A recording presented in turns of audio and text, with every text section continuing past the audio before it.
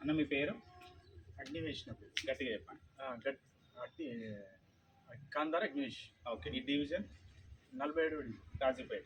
కాజీపేట 47వ division. Okay. అన్న మాకు 2025 అక్టోబర్ నెలలో వర్షాలు పడి ఈ ఏరియా మొత్తం నిండిపోయిందని చెప్పేసి అని కంప్లైంట్ ఉంది. ఓకేనా? మీ ఇళ్ళకు నీళ్ళు వచ్చినాయా? వచ్చినాయి. మునిగిందా ఏమన్నా? మునిగిపోయినాయి. సామాన్ ఏమన్నా ఖరాబ్ అయినా? నడుమాక నీళ్ళు వచ్చినాయి. సామాన్ ఏమన్నా ఖరాబ్ అయినా? ఓకే.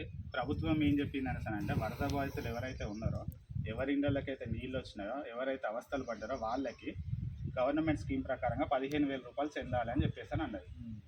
ఇక్కడున్న రాజకీయ నాయకులు వచ్చి లిస్టులు రాసుకున్నారా అంట? మీ దగ్గరికి ఎవరన్నా వచ్చి మీ పేర్లు కానీ మీ డీటెయిల్స్ ఏమైనా రాసుకొని పోయిందా? మా దగ్గర డీటెయిల్స్ అయితే రాసుకోలేదు. ఓకే. మీకు 15,000 రూపాయలు చెందినాయా గవర్నమెంట్ తరఫు నుంచి? లేదు, రాలేదు. ఏ ఒక్క రూపాయి రాలేదు. సరే, ప్రభుత్వం నుంచి రావాల్సిన కిట్ ఏమన్నా మీకు వచ్చిందా? లేదు, రాలేదు. నిజం చెప్పండి. రాలేదు. మరి ఏ ఒక్క కిట్ రాలేదు, 15,000 రూపాయలు రాలేదు. రాలేదు. మీ ఇల్లు నిజంగా మునిగిందా లేదా? మునిగింది. గట్టిగా చెప్పండి. మునిగింది. ఇక్కడ దాకా నీళ్ళు వచ్చినాయి. బండ్లు కూడా ఇక్కడ దాకా మొత్తం మునిగిపోయినాయి. బండ్లు కూడా బండ్ల పై నుంచి పోయి నీళ్ళు. వీళ్ళు అసలైన బాధితులు. ఈ గల్లీలో ఒక్కొక్కరి చరిత్ర వినండి, ఎంత అవస్థలు పడుతున్నారు ప్రతి వర్షకాలము. వీళ్ళ ఇల్లులు మునిగినాయి. వీళ్ళకి రావాల్సిన 15,000 మరి ఎవరికి పోయినాయి?